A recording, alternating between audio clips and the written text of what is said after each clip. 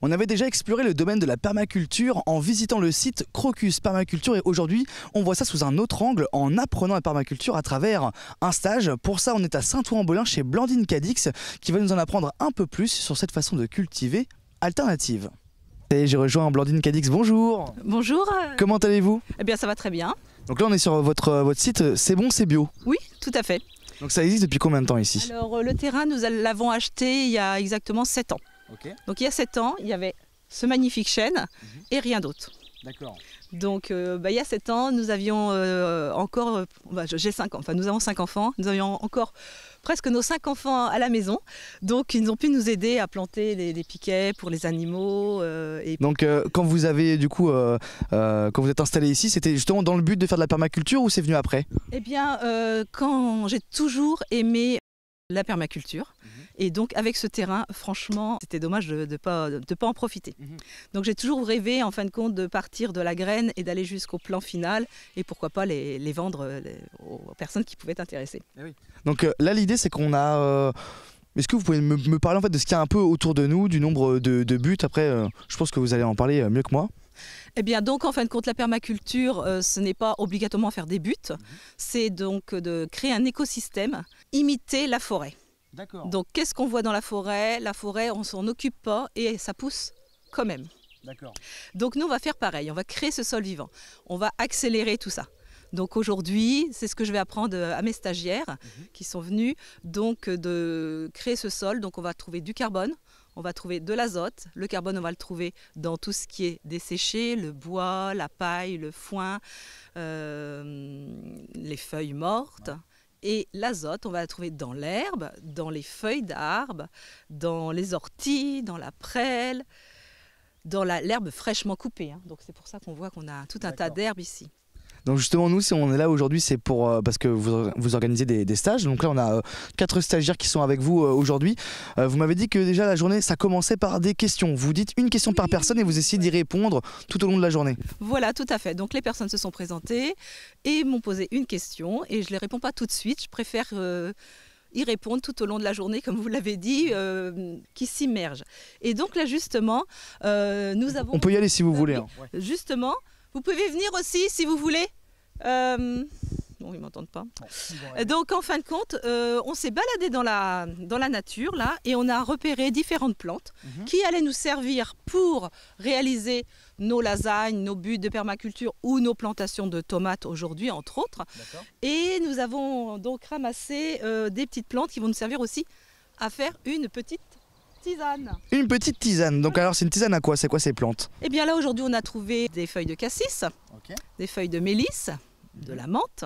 On a mis également des des pétales de rose pour que ça ait un petit goût un petit peu plus parfumé. On aurait pu mettre de la prêle, on aurait pu mettre plein d'autres choses, du romarin, du thym, mais ça tout le monde connaît un petit peu. Avec vos stagiaires, est-ce que vous faites un peu du sur-mesure par rapport justement à leurs questions de début de journée ou vous avez un peu un plan que vous suivez dans la journée? On va faire étape par étape. D'abord là on est sur les tomates parce que vous avez commencé il y a environ 1 heure, hein, c'est ça le stage? Et est-ce qu'après il y a d'autres étapes un peu comme ça cadrées ou En fait, en fonction du terrain, en fonction de la météo, je vois un petit peu comment je vais pouvoir tout gérer et je veux qu'à chaque fois les personnes repartent en ayant fait des semis qu'ils ramènent chez eux, des plantations, qu'ils aient planté dans le terrain, repiqué, planté sur une butte, planté dans un sol entre guillemets un petit peu comme à l'ancienne et réaliser une lasagne. Voire aujourd'hui une petite lasagne pour chaque tomate et aussi une butte légèrement semi-permanente. C'est quoi une lasagne? Eh ben, une lasagne, c'est une superposition de couches. Et donc, justement, tout à l'heure, on va pouvoir faire un petit exemple avec vous. Si vous voulez, vous pouvez revenir par ici parce qu'on va déguster la petite tisane. Très bien. Bon, alors, dégustation et on se retrouve juste après. Écoutez, vous pouvez prendre des photos. Alors là, Blandine, bon, déjà, on vient de déguster la tisane qui était super bonne. Et donc, vous venez de faire un exemple de comment on plante là, pour le coup, un pied de tomate avec différentes étapes. Mais quelles sont ces étapes? Alors je vais les expliquer. Donc là, les personnes sont sur une lasagne qui a été construite il y a 3-4 ans, que je réagrade régulièrement. Et donc là, on va faire la plantation de tomates, donc des semis que j'ai fait en février. Et j'ai ma petite technique. Donc pour chaque tomate, je fais une petite lasagne aux petits oignons, comme je dis. Alors lasagne, c'est plusieurs couches successives de produits, de choses qui vont être très intéressantes pour faire pousser les tomates. Donc, alors, on va mettre dedans, on a trouvé dans le terrain des orties. Donc on va mettre des orties. On a trouvé de la prêle, donc on va mettre de la prêle. En fait, le but aussi de la permaculture, c'est de prendre ce qu'il y a sur le coin. C'est pas d'aller chercher à 20 km de la prêle. Donc on a trouvé de la prêle, donc super. Des orties. On a fait de la tonte d'herbe, ce qui va nous apporter l'azote. On met de la tonte d'herbe. On va mettre aussi un petit peu de paille. Regardez, vous avez de la paille ici. Donc la paille va nous apporter le carbone, l'herbe va nous apporter l'azote, les orties, les minéraux, l'azote, la prêle pareil. Et donc on fait un petit peu ce mix de tout ça. Donc le but, j'ai l'impression que c'est de découper les orties et la prêle pour que ça se décompose en fait avec le temps. Si on coupe les orties et la prêle, ça va se décomposer plus vite. Alors si on ne les faisait pas, ça marche. Mais là, comme on a envie un petit peu d'accélérer le processus, on essaye d'accélérer le processus pour que ça pousse mieux, qu'il y ait tout ce qu'il faut. Parce qu'on n'a pas en France une période très très longue pour le beau temps. Donc on est toujours un petit peu pressé de manger des tomates. Donc on accélère le processus et surtout, on met bien de la terre par-dessus les orties. Parce que vous disiez tout à l'heure qu'en fait les orties sont un peu trop puissants justement en ce que ça apporte justement pour la tomate en fait. Alors super, tout à fait. Donc là, alors une fois qu'on a fait tout ça, avant même encore de mettre la tomate, on remplit notre petite lasagne d'eau. Vous disiez un arrosoir complet, ça ira quoi? Oui, un arrosoir complet. Pour le plant de tomate, tout à fait, donc ça fait 10 litres, mais on en remettra encore après. Donc on peut aller jusqu'à 20 litres par pied. Pourquoi? Eh bien parce qu'en fin de compte, on va expliquer au plant de tomate où est l'eau. Et donc les racines vont aller chercher l'eau. Donc si on met de l'eau sur, vous le savez peut-être, les stagiaires du jour, si on met de l'eau seulement toujours en surface, qu'est-ce qui se passe? Les racines restent en surface. J'entends les racines restent en surface. Oui, les racines restent en surface. Et imaginez, alors vous êtes tous les jours, faites un petit goutte à goutte, vous mettez un petit peu d'eau. Si un jour il fait super chaud, qu'est-ce qui se passe? Eh ben, les racines vont brûler. Ah oui, d'accord. Tandis que si on explique à notre plant qu'il faut aller chercher les racines en profondeur, voilà. Donc là, ce qu'il faut faire bien, il faut remettre la terre. Tu vois, il faut qu'il y ait de la terre, tu vois, bien ici. Alors moi Blandine, ce que j'étais étonné, c'est qu'il faut mettre ce pied, faut l'allonger en fait. Moi je pensais pas qu'il fallait l'allonger. Il faut, il n'y a pas de dogme aussi là. Hein. C'est que moi j'aime bien faire ça, ça m'évite d'avoir besoin d'une trop grande quantité de terre. Si je ne fais pas comme ça, je peux enfoncer le pied très profondément. Ça fera la même chose.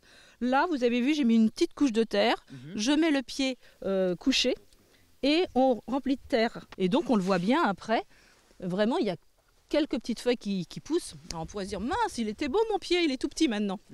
Mais ça va lui donner beaucoup plus de force, puisqu'il y a toute une longueur de racines qui va se faire, et c'est ce qu'on veut. Parce que vous disiez en plus que les tomates, c'est des rampantes à la base.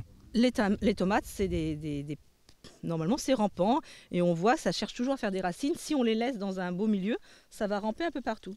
Il y a beaucoup de personnes qui les laissent complètement au sol, et plus elles racinent, plus elles prennent de la force et plus les fruits sont bons. Alors donc on est quand même en Sarthe, donc vous avez vu, on va mettre un toit quand même parce que c'est pas qu'elles aiment pas vraiment l'eau, c'est qu'elles aiment pas les différences de température. Mais bon, ça on fera comme on peut. Et vous concluez tout ça par, on a de la cendre et du marc de café. Voilà, donc après bien sûr on fait un petit mulch au-dessus de cette terre pour protéger la terre. On réarrose. Donc quand on arrose comme ça, ça permet à la terre de ne pas se délaver. Et puis oui, je mets aussi de la cendre, du marc de café autour du plant pour les protéger des nuisibles, en espérant. Mais normalement ça marche quand même pas mal. Mais on le fait bien sur de la terre, on remouille pas après, parce qu'autrement ça sert à rien. La cendre elle est toute mouillée. Et la cendre va apporter aussi des nutriments aux plants de tomates. Alors vous disiez ça, donc c'est les étapes pour un pied de tomate, mais finalement c'est un peu les mêmes que vous utilisez, j'entendais pour les courgettes ou les concombres ou différentes... Oui, c'est ce que je fais là. Oui, ce que je fais. On peut voir juste derrière justement la plantation qui a été faite jeudi. Donc là on a quoi? Juste ici, vous avez des poivrons et des aubergines. Et si vous mettez la main sous le sol là, Allez-y, enfin mettez une main là par exemple. Allez, j'y vais. Oula, un serpent, non je rigole. Bah, on sent que c'est très très chaud. C'est très chaud. Ah, c'est incroyable. Eh bien, en fin de compte, justement, ce qui se passe aussi là en faisant tout ça, on crée, il y a de la décomposition qui va se faire, Ok. la fermentation qui va se faire entre l'herbe et le foin. Donc ça chauffe. Et donc on est en train de travailler sur couche chaude. Très bien. Donc comme en ce moment il fait pas très très chaud la nuit, eh bien ça permet au plant de tenir. Et j'ai ma petite technique en plus. Et on va conclure là-dessus, Blandine. Vous voyez, je lui mets un petit chapeau, D'accord. voilà, pour faire une micro-serre. Merci beaucoup Blandine Cadix pour toutes ces explications. En plus, je crois que vos stagiaires arrivent bientôt à la fin de la plante de tomates, donc de la plantation. Merci beaucoup Blandine et peut-être à une prochaine. Allez, ça y est, on a appris encore plein de choses sur la nature, la permaculture ici aujourd'hui. Mais maintenant, on part sur du patrimoine puisqu'on va à la Flèche pour une visite de théâtre.